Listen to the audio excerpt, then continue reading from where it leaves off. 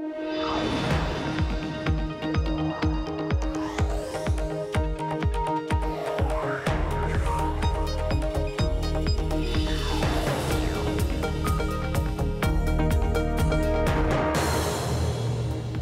Emily Chang, and this is Bloomberg Technology. Coming up, Broadcom CEO says the company remains fully committed to the acquisition of Qualcomm, despite the rejection of their history-making $105 billion offer. We'll look at what's next for the mega chip deal. Plus, Uber has set the stage for one of the biggest private startup deals ever as SoftBank enters the picture to buy up a big stake in the startup. How this deal, months in the making, came together. And things are heating up in the discussions between AT&T and the government. Will the $85 billion deal head to court this month? First to our lead.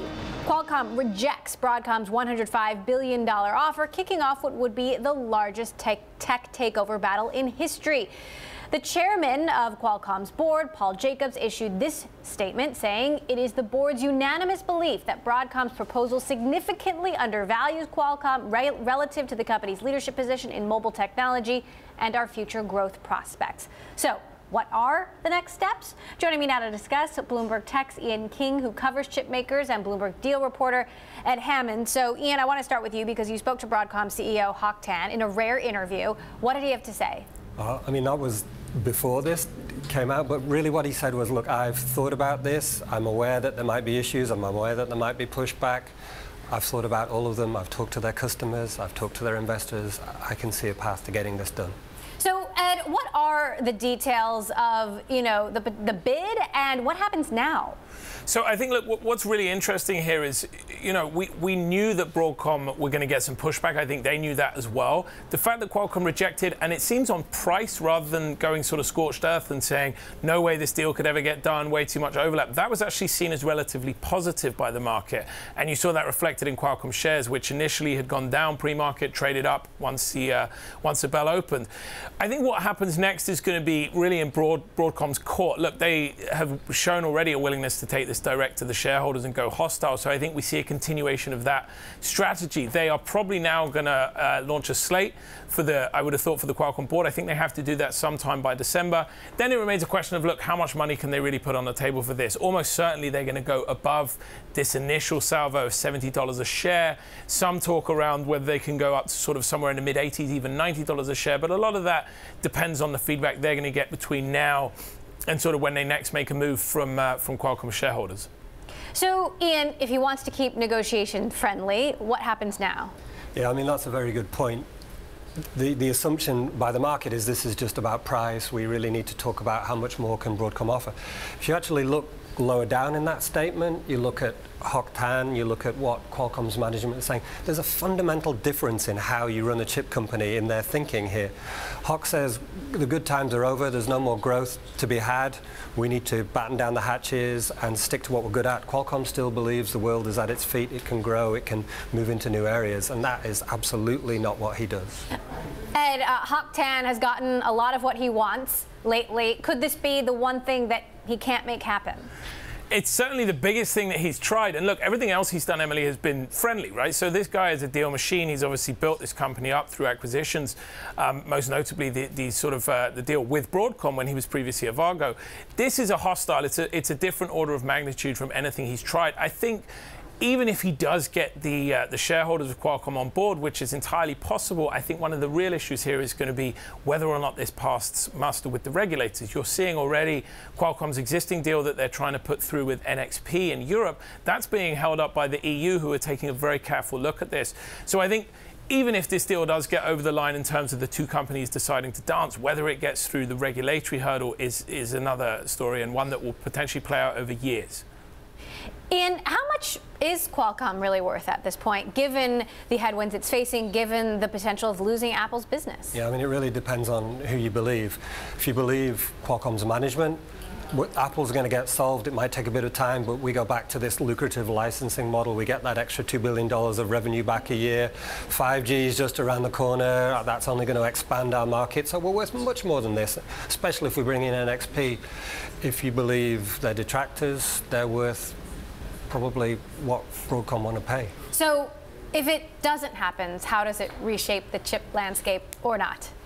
Well, Qualcomm has to prove itself. Qualcomm's management, if they fight this off, are on the hook here. I mean, they're the world's third largest chip maker. They've staked their reputation on showing growth. If they don't, then particularly if they've pushed this deal back, where does that leave them? So, Ed, last question. What are next steps? So I think the next step here is, well, look, we know Broadcom are going to have to make the next move in terms of either bumping the bid or going direct to the shareholders. I think for Qualcomm, one of the really interesting plays here is how do they factor in the NXP deal to this? They could potentially really increase what they've offered for NXP to get that deal over the line, potentially get it over the line in such an expensive way that it becomes unattractive for Broadcom to subsume that combined entity. The problem for them is if they do that, it's potentially their shareholders who are going to turn around and say, you know what, guys, this is ridiculous. You've overpaid for something just to stop us getting bought out by a rival company. They could then see themselves getting sued to high heaven. So there is moves on both sides that could play out here, and I suspect you'll see both parties do something that will affect the outcome of this deal. All right, Ed Hammond, Bloomberg's deals reporter, and Ian King, who covers chips for us. Thank you both. Well, Alphabet continues to face more antitrust scrutiny, this time in Missouri. The state attorney general announced he's opened an investigation into whether Google manipulated search results to benefit its own products over those of competitors. He's also looking into whether Google scrapes information without permission from competitors like Yelp to use for its own search results. The announcement comes 2 months after Yelp sent a letter complaining about Google to regulators, members of Congress, and state attorney generals. Coming up, we'll speak with Will Hearst about his decision to launch a brand new print magazine in the era of digital publications. And Bloomberg Technology is live streaming on Twitter. Check us out at Bloomberg Tech TV weekdays, 5 p.m. in New York, 2 p.m. in San Francisco. This is Bloomberg.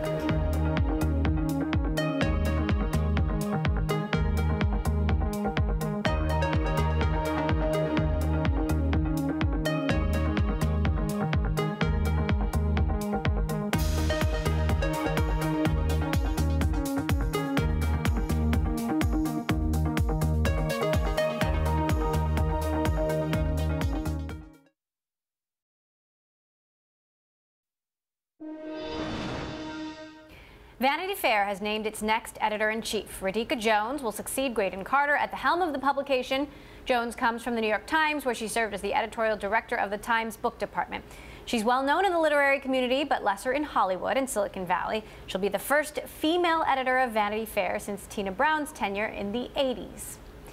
And staying with media, Will Hearst, the publishing magnate, has unveiled a new magazine called Alta. Focuses on culture, politics, and the big issues impacting California.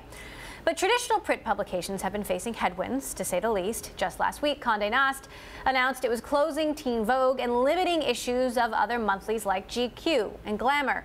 Joining us now, Will Hearst, chairman of the Hearst board and publisher of Alta, whose family has had a legendary place in journalism for the last 130 years. So, Will, thanks so much for joining us. Great to have you here on the show. Thank you. Nice to be here. You launched a new magazine, the Journal of Alta California, which will be going out 4 times a year. Why launch a magazine now in this environment?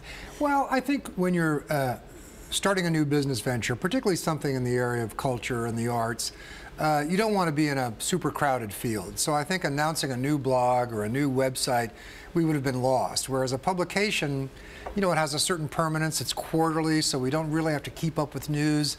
We kind of reflect on things that are happening. I was more modeling what we're doing on like the New York Review of Books, maybe a little bit of Vanity Fair, maybe a little bit of the New Yorker, but they come out much more often, so they have to stay kind of closer to the news. Whereas we're interested in things that last for a longer time. Culture, politics, technology, trends, larger scale movements. And we just thought print would be an easy way to do it. And nowadays, a print publication is mostly electronic anyway. I mean, all of the editors work in different places. The copy comes in electronically. It's assembled. You know, the printing is just the last step in a process. So we're very ready to do anything that we're doing in the magazine online almost simultaneously. So what do you think then is the fate of the magazine business as budgets are getting cut, people are getting laid off, you know, magazines are being canceled? Well, it depends on what you're doing. You know, if you really want to do a mass pop magazine, I think it's very difficult because that audience has moved largely to the web. But if you have a very focused audience and you're really delivering something of value to them, think of a magazine like The Economist. I don't see that as a failing business. The New York Times has had a giant surge in attention because of the interest in politics. The Washington Post, I remember when Jeff Bezos bought the Washington Post, most publishers were thinking, well, he's got some secret technological idea, something to do with molecules or transistors or something. And Jeff Bezos had an unusual idea: run it like a newspaper. Report the news, get it straight. Underneath the nose of the Washington Post is Washington and politics. The Washington Post newspaper in the old days sort of wanted to be the New York Times. So they were opening bureaus in Singapore and trying to cover the world, and they were a little bit disdainful of something as greasy as politics. And under Bezos, they're just covering what's right under their nose. You know, the LA paper should cover Hollywood, the Washington paper should cover politics, San Francisco should cover technology. If you're not covering what's under your nose and trying to be somebody else, then you're entering a crowded field. What do you think of Radhika Jones as the new head of Vanity Fair? Well, it's an interesting choice, and it's a kind of a literary choice, I think, a book choice rather than a pop culture choice. So I'd be interested to see what happens there, but I suspect they will continue to have very good writing, very good photography, and maybe a little more culture and a little less politics, but that's just a guess. Well, Graydon Carter obviously took a very strong stance against President Trump, so you wonder, you know, what voice she'll bring to the political And Graydon had great instincts about what's happening and what people are talking about and how to mine old criminal cases and how to, you know, modern stories and meld them into a very unique combination. But I think, my guess is that Graydon himself felt like things are going to be changing. I don't know if I want to be part of that change. Let somebody else have a chance. Right. Budgets are getting cut. You know, maybe the big glossy pages, maybe those won't survive. We don't know. Well, what would your advice to her be? There were also lifestyle issues in the Condé Nast organization. You know, great black cars for everybody, fancy restaurants. The Hearst company's in the magazine business too, and we run a little more of a business-like operation. And I think that's where Condé Nast will trend because they have to. It's a business reality. So what would your advice to Radhika Jones be? My advice would be, and I hate to give it away because it's advice I want to give to myself, but I think arts and culture are very enduring interest areas. There are more people going to museums and ballets and symphonies than go to sporting events in San Francisco and in New York. So there's a very deep vein of interest. I mean, why do people who work in Silicon Valley want to live in San Francisco? It's not because Stanford is here. It's not because Hewlett-Packard was founded here. It's because of restaurants, arts, culture, museums, hospitals, the whole texture of a city. And I think that's a part of life, and that's the part that our magazine is addressed to. So we've been talking a lot about digital platforms and their responsibility in the age of fake news. Yeah. What do you think is the responsibility of Facebook Well, I hate Google the term fake and news Twitter? Because I think, you know, news is news. Fake news is made up stuff. What I think, fake stories. Yeah, what bothers, I think the terminology is wrong. I think I don't believe in the Trump terminology. I believe that there's opinion and commentary, which is very much what modern news has become. Right. People sitting in a studio discussing things as opposed to reporters going out and covering the news. But some of this quote-unquote news is actually inaccurate. Yeah, you know, when it comes down to like how many people were killed in the shooting or who did it. Well, so those things have to be right, and if it's not accurate, it's not news. It's opinion. An opinion can be wrong, opinion can be interesting, it can be boring, but it's a completely different genre. And so if you let everybody's opinion be the same, then you're in the commentary business. But news is a business where you have to spell people's names right, you have to get the facts right, or you get fired. That's the news business. So what is the responsibility of, let's say, Facebook? Well, I think you have to pick. You know, every business has an opinion. You can say we are a commentary business and we're very good at it, and let's specialize at that.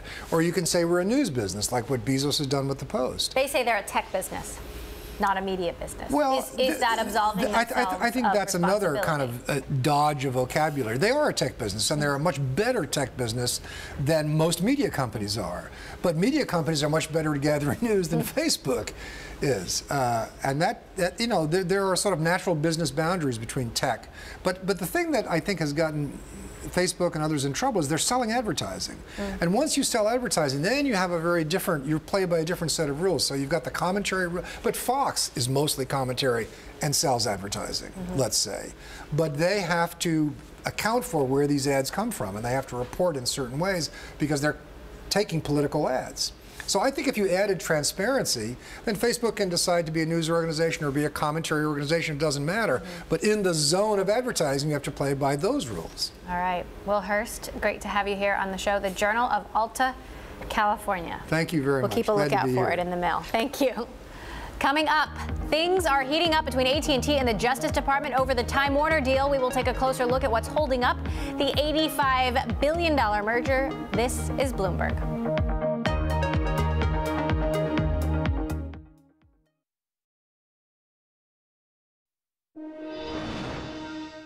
AT&T's fight with the Justice Department over the Time Warner deal is headed for a Thanksgiving showdown. According to people familiar with the matter, officials have told AT&T to address their concerns about the $85 billion merger before the November 23rd holiday party. November 23rd holiday. If not, the government could file suit to block the deal. Earlier, Jones Day's global chair of M&A, Bob Profusek, spoke with Bloomberg about politics possibly standing in the merger's way. With this administration, you know, anything's possible. But look, as you know from your own experience, the people who populate these agencies are well-intended, hardworking people. So they see something. Now, I don't buy the political angle, despite the comment that now President Trump made when he was a candidate about this deal. That was unusual. But a lot of things about this precedent have been a little bit unusual. So I think there's an issue in their mind, but whether or not that leads to a remedy, hard to tell. You know, this is a vertical transaction. I can't think of a vertical transaction that's been blocked. It's been a long time, exactly. Right. I mean, the concern is that somehow they would use their position to basically disadvantage some other suppliers of programming. That's right. Are they really going to take that to court? Well, that's really hard to tell. I'm not involved in the deal, so it's really hard. From the outside, I don't have any better view than anyone.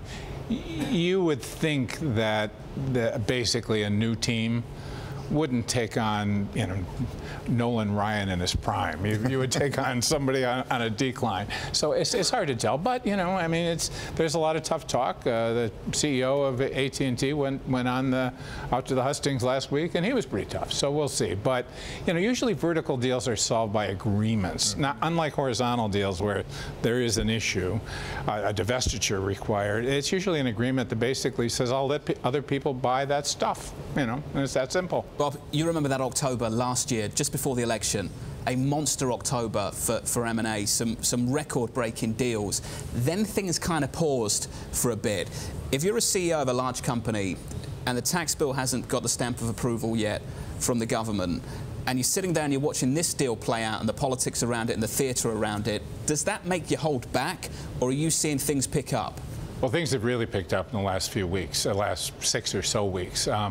You know, larger deals have a longer gestation period than you might think. It's a pretty long period of time. But things are very active. This was actually a very active year, but in sort of I hate to say it because these are still big deals, but under $1 billion, they don't make the front page of the Wall Street Journal. Yeah.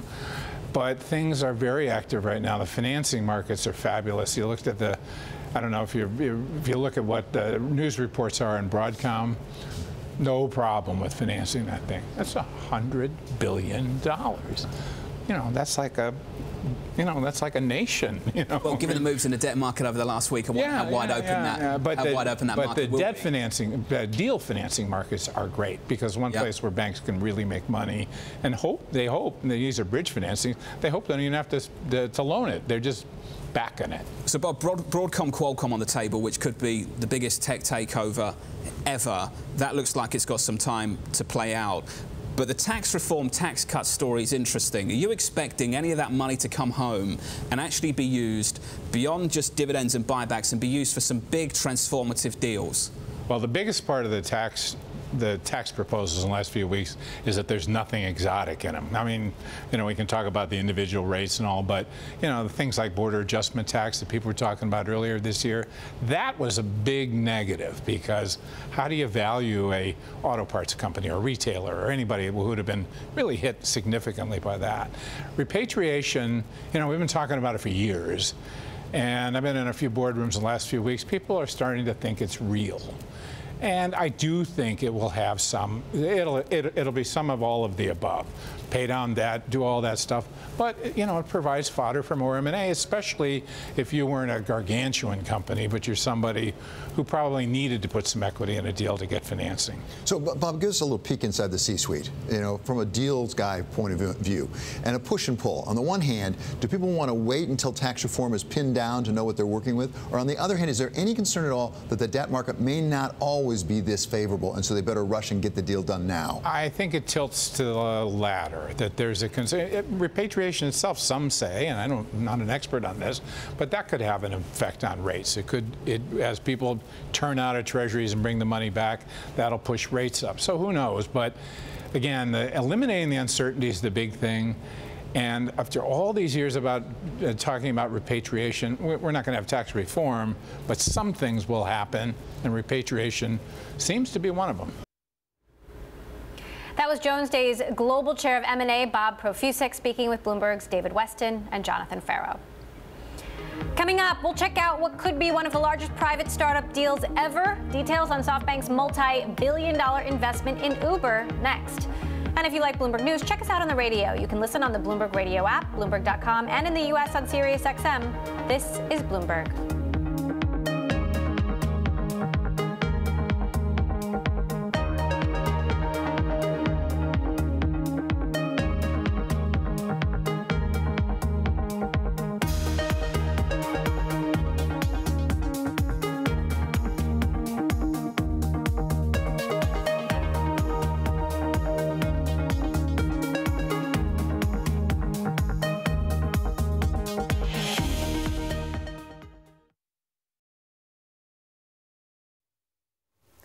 I'm Elisa Parenti in Washington, and you're watching Bloomberg Technology. Let's start with a check of your first word news. The U.S. and Philippines say Presidents Donald Trump and Rodrigo Duterte agree to, quote, continue mainstreaming the human rights agenda in their respective countries. They met today in Manila. Press Secretary Sarah Sanders didn't say if President Trump had been critical of Duterte's violent war on the illegal drug trade.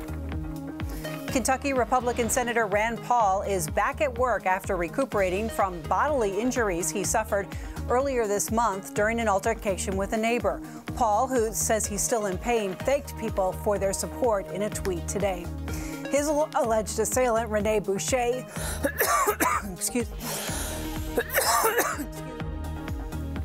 pleaded not guilty to charges.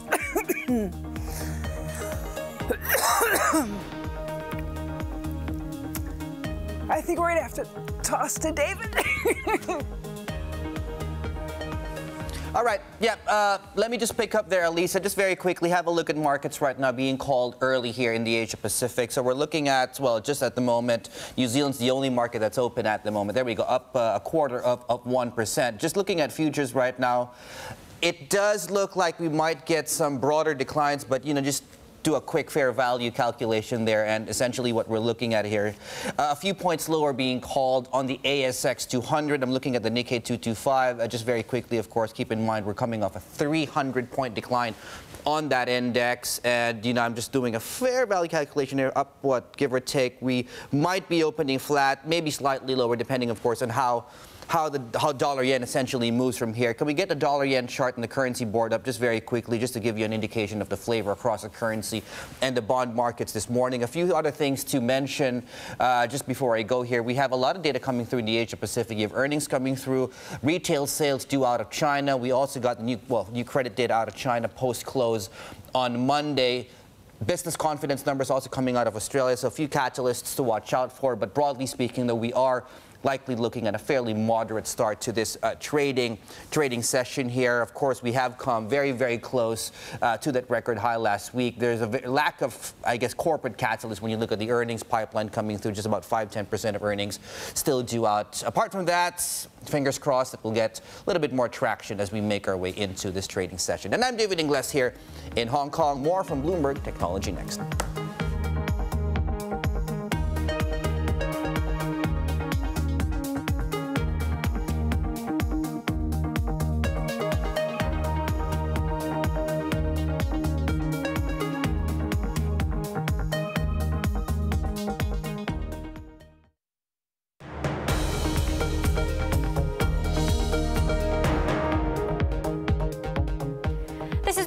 Technology, I'm Emily Chang. Uber has set the stage for one of the biggest private startup deals ever. The ride-hailing service has approved SoftBank's offer to buy a multi-billion-dollar stake. SoftBank and other firms will be allowed to invest up to $1 billion in Uber, and then they'll be able to buy up to $9 billion in shares from existing investors. Joining me now from New York, Bloomberg's Eric Newcomer, who covers all things Uber, and our Bloomberg editor-at-large, Corey Johnson, is here with me in the studio. Eric, I'll start with you. So what terms are done, and what remains to be done here? So we have, basically everything except the price, which is key, and the price, and then who the sellers are. We don't know that for sure, and we therefore don't know sort of the total amount that's sort of up to be bought. But we have sort of a slate of governance reforms, and we have, SoftBank, Dragoneer, and then a number of other potential sort of buyers. But the thing that we've been negotiating over for the last many weeks now is those governance reforms, and then also sort of the process by which SoftBank would buy these shares. So talk to us about some of the governance reforms. There were some contentions over Travis Kalanick's role. He made some compromises. Benchmark made some compromises. Tell us about those. The latest here is that Travis had wanted Benchmark to put their fraud lawsuit against him on hold and then agree to end it at the end of all this, once the governance reforms go through. Benchmark had been unwilling to put it on hold and sort of really commit publicly that there was going to be any sort of ending of the lawsuit. They came around, and Travis agreed to give the board sort of the approval. The board has majority approval if he replaces, his own board seats that he filled sort of going forward. So that was the major compromise here. Corey, what's your take on the hurdles that remain? So I think the way to think about this is in terms of an IPO, well, and in both in terms of IPO valuation. This is in some ways, could be the IPO for the long-term shareholders. This can allow a lot of the long-term shareholders to get out of upwards of $8 billion worth of stock. So, but it also really clears up the corporate governance questions of who owns what in the company and what classes of shares of stock might be offered in an actual IPO, an actual public offering of shares. So not only might SoftBank be in there buying $8 billion worth of shares, by clearing up the governance structure, which is something a lot of companies go through as they get closer and closer to an IPO, by doing that, it sets the stage for these guys to be able to go to the public markets. I think interestingly, and in the sort of the marginalia of between the lines in Eric Newcomer's wonderful story on the Bloomberg.com and Bloomberg News and the Bloomberg Terminal, is what we really see happening also is with valuation. SoftBank has agreed to pay a higher valuation for its first bunch of shares, its billion-dollar shares it's buying, than the subsequent shares it's going to buy from existing shareholders. Which is to say, the existing shareholders can say, we're going to get a new high, they're paying what everyone else is paying, at the highest everyone else has paid, any valuation anyone else has paid. But they can dribble down to a lower cost to acquire more shares. So SoftBank is getting the best of both worlds, and the valuation of Uber doesn't officially decline, but in actuality, the overall valuation of Uber will decline in the deal if existing shareholders sell to SoftBank for less than that top $70 billion market cap valuation. Yeah, we'll all know it's less. We'll know it's less. I mean, the blended valuation will probably be lower, and we're already seeing sort of the positioning. We had an investor reach out to say, this can't be too low. So there's going to be, and SoftBank put out a statement sort of saying this isn't done yet. So the price positioning is really beginning, and that exactly what Corey said. That this isn't the last round price, and how low it goes is going to be a major point of contention now. But here's why that matters is because the reason that matters is because what matters here is what the valuation is officially set at. Why does that matter? Because if there are ratchet deals, if some of the investors have deals, as we've seen in so many other IPOs, where a lower valuation issues more shares automatically, a cascade of shares to anyone that invested before the last round, then they would have to do that. So they can sort of say, hey, the valuation, the official valuation hasn't gone down. So we don't have to issue more shares. There's no ratchet triggered. There's no devaluation of earlier shares issued. They won't have to flood the market with new shares as existing investors because they haven't officially lowered the valuation, when in all actuality they actually are, as Eric referred to, the blended valuation won't be the official valuation.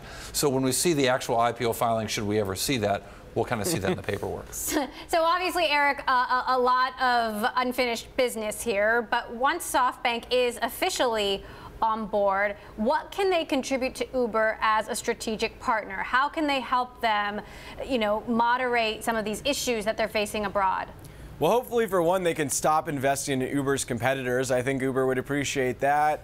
And I think the dream here is that SoftBank can help sort of broker peace in India or Southeast Asia, where it has, investments in Ola and Grab. So that's the hope. I mean, that's not sort of an explicit part of this deal, but I mean, SoftBank is invested everywhere, and I think it's in everyone's interest, except probably Lyft's, to see a global alliance so some of the cash burn goes down in India and Southeast Asia, and companies can find a way to profitability. Corey, how do you think this will resolve ultimately? Well, I think so. If you were an early Uber investor and you've seen this thing go or an employee, right? An early employee. If you've seen this thing go from billions, I really think for the investors even more than the employees. But there's a lot of employees who are waiting to sell their shares. There are a lot of employees who've got $1 million or more on the line.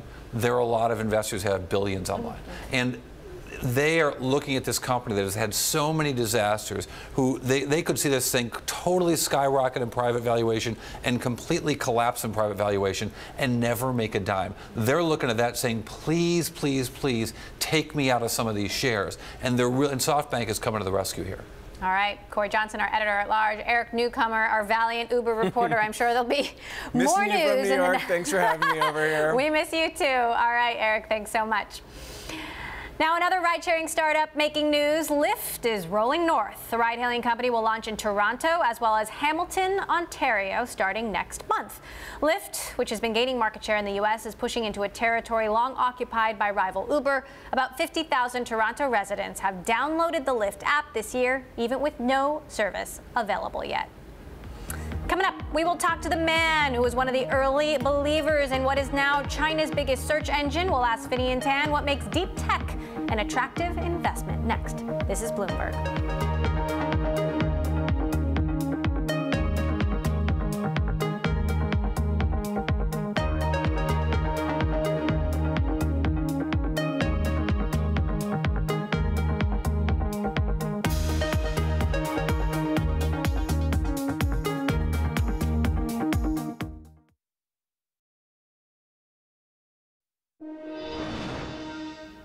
A story we continue to watch. Since 2011, Facebook has asked the Federal Election Commission for blanket exemptions from political advertising disclosure rules. Transparency that could have helped avoid the current crisis over Russian ad spending ahead of the 2016 U.S. election. Just now, Facebook has come out with a statement confirming it's firmly committed to transparency in advertising, saying, in the coming months, we will require more thorough documentation from advertisers who want to run ads related to federal elections, display more information from within the ads about the advertisers running such communications, and build a searchable archive of any such ads that run on the platform. Well, Singaporean venture capital firm Vickers Venture Partners has completed its largest fundraising to date. The firm raised a total of $230 million in October, of which $190 million was for their fifth fund. Vickers Ventures is considered Singapore's biggest private fund. Joining me now, the chairman of the company, Finian, who was one of the early investors in China's biggest search engine, Baidu. Thanks so much for joining us. Thank you for having me. So talk to us about your strategy, given your position in the Southeast Asian venture community. Well, we're a global fund, but Southeast Asia is certainly a very big part of our business. Indonesia is growing like crazy, and there are 600 million people in Southeast Asia. So everything that happened in China is expected to take place in Southeast Asia and India as well. So talk to us about the strategy. You're investing in deep tech, you're investing in medicine. Yes, our global strategy is deep tech because it's easier to understand IP protection. What do you mean by deep tech? Anything that has something that you can file a patent for example. It's not just a social network, it's not just first mover advantage. But in China, you don't just have Web 4.0, you have Web 4.0 and Web 3.0. Because they have a catch-up, right? And in Southeast Asia and India, you have 4.0, 3.0, and 2.0. So the investments there, you can still have e-commerce, you can still have social networks, you can even have search engines, e-payment. So it's the whole broad spectrum. But in the US, we've cutting edge. So I'm curious about your interest in medicines, given the failure rate for new medicines going through clinical trials. What do you think about that? We don't like single drug discovery because that has very high risk and it's totally binary. We love the regenerative medicine space or restorative medicine space, mainly because, you know, nobody prays for an iPad. They pray to save their lives. Right? So people are much more willing to pay to save their life than for an iPhone. What do you make of SoftBank coming into the tech industry with $100 billion to invest? How does that change the landscape? It's a game changer. Doesn't that make it harder for firms like you? Not really, actually easier. How so? Yeah, because they come in very late. I mean, they're a multi-billion-dollar fund. They buy at very high prices, generally, because they're very committed and they put a lot of money to work. So when we invest early, we have, once they come in, it's an exit for us. So how does it change the landscape? Actually, the whole world has changed, mainly because people were looking for returns in the past, could invest in fixed income and equities and then private equity. But now there are no returns from fixed income, so they have no choice. They pump all their money into equities and private equity, and as a result, you get the likes of Uber, etc. They are like $200 billion unicorns today, 100 of them from China and 100 from the US. This has never happened before. Where do you think the biggest opportunities are in emerging markets? In emerging markets, opportunities are everywhere. In the global markets, it's in tech. But in emerging markets, because it's like, you know, you have a piece of bread, butter is on the underside, you turn it around, so everything is up for grabs. In the US, all the simple things have already been done. Low-hanging fruits are gone. But in the emerging markets, you have low-hanging fruits everywhere. And you also have high-hanging fruits, which requires technology and sophistication to get. What's your take on the rise of cryptocurrency? What are the risks? What are the potential payoffs? It's definitely here to stay. I mean, there's no question that the percentage of contribution from cryptocurrency in the future will be much larger than it is today. But that doesn't mean that a particular cryptocurrency will continue to go up. Bubbles, grow and burst. So given these trends, given the increasing amount of capital in the environment, how is that changing your approach? Well, we always, by definition, we need to be at the latest, swankiest, sexiest space every time, because otherwise we're dead, right? Because we're venture capitalists. So I think the megatrends are simple. Megatrends are AI, IoT, VR, AR. There's no question in that. The sharing economy, etc. But in the emerging markets, you have all the catch-ups. So we invested, for example, in an e-payment company called MatchMove, which is trying to create a PayPal-like environment in India. As long as you don't have payment, you don't have e-commerce. And e-commerce is growing like wildfire everywhere. I mean, you heard of Alibaba Singles Day. It's dwarfed a similar event like that in the US. So if there's one trend that's overhyped, what is it? Overhype? That's a tough one. Somewhere you're not investing. There are many places in which we don't invest.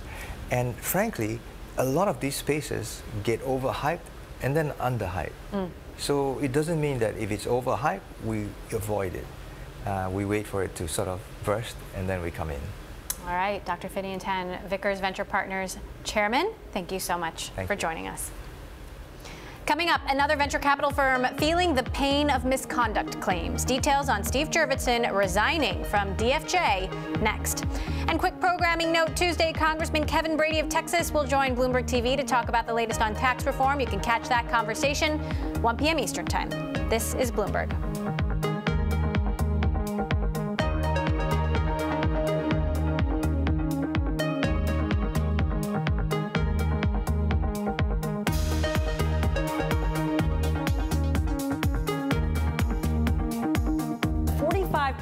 Of the S&P 500 members, MACDs are signaling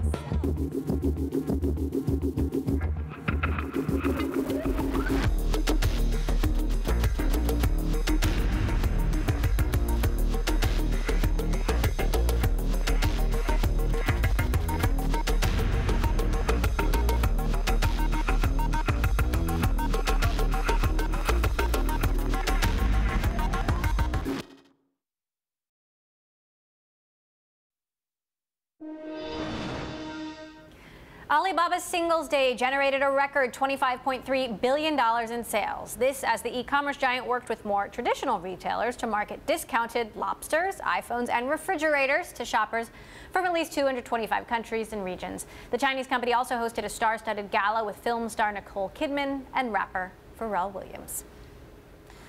Well, another sexual misconduct case rocking the VC world. Steve Jurvetson is resigning from DFJ, the venture capital firm he co-founded, after claims of misconduct against him. Although he's denied these allegations, Jurvetson is known for backing Elon Musk's companies and serves on the boards of Tesla and SpaceX. He says he's leaving the VC firm to focus on personal matters, including taking legal action against those whose false statements have defamed him. Joining me now to discuss, Bloomberg's Ellen Hewitt. So what do we know about what happened here? Not a lot. We know that over the summer, DFJ hired an outside law firm to investigate Steve Jurvetson after they had heard what they called indirect allegations about his conduct. They didn't even say if it was sexual misconduct. Like, we really don't know. But we do know that that process was ongoing, and then it seems like as of today he has resigned. He's also on leave from the boards of Tesla and SpaceX, which are two companies he's really associated with. And I think we really don't know what comes after that. So yeah, his tweet about, or his official statement about going after those who have defamed him, like, we really don't even know yet what allegations he is now saying are false. Right. There was a female entrepreneur who made a Facebook post alleging something. She didn't mention Jurvetson by name. We did get a statement from DFJ that said DFJ's culture has been and will continue to be built on the values of respect and integrity in all of our interactions. Whatever happened, it had to be quite significant given that this is a firm that has his name on it. Right, and we also don't know whether he's going to stay on the boards of some of the other companies that he's involved with. So that involves, I think, Planet Labs, some like synthetic meats companies, other genomics companies. I mean, he's a very involved investor, and I think it remains to be seen sort of how this is going to fall out for him. He was speaking at a tech conference last week, I believe, in Washington State. Yeah. And this didn't come up at all. But certainly interesting given the long list now of investors who have lost their jobs, resigned, been publicly disgraced. And it's interesting that his firm seems to either have, I mean, it seems like there was reporting that got the firm to then give this statement saying, first, that there was this investigation, and second, that he has stepped down. But it really didn't come out of the usual pattern, which is usually a media report with multiple accusers going forward and saying this is what happened. So we're seeing the effects, but we really don't know what happened between him and other people that he might have worked with. Meantime, you have a story out about Justin Kalbeck, who's sort of the first domino to fall. You had 6 women saying that he sexually harassed them. Yeah. And he is trying to start a second act. It's 5 months after a story came out that had these 6 women, and then later actually the New York Times had another woman. So there were multiple women who went on the record saying he had harassed them, made unwanted sexual advances toward them while they were trying to pursue a business relationship with him. And it's been 5 months. He's been really off the radar. He was kind of the first big name in tech, at least, or among the venture capital industry, to sort of go down for this reason. And now, yeah, he is going to colleges. He went to Duke, which is his alma mater, on Thursday, and he gave a talk in front of students at a business class, undergraduate students, warning them about the dangers of bro culture in the workplace. And so these are his words. He wants to work on advancing women by helping young men eradicate bro culture. And this is what he's going to be spending his time on. At least that's what he tells us. And I think that was received with a lot of mixed response from women and men who really care about diversity in tech. I think they really think that this is not a topic that he should be talking on, on whose authority and with whose advice is he really the one that young men and women should be listening to about how to stop this. You had a line in your piece, his victims declined to comment, their sympathizers aren't buying it. A lot of questions there. Ellen Hewitt, thank you so much for joining us. And that does it for this edition of Bloomberg Technology. Reminder, we are live streaming on Twitter. Check us out at Bloomberg Tech TV, weekdays 5 p.m. in New York, 2 p.m. in San Francisco. That is all for now. This is Bloomberg.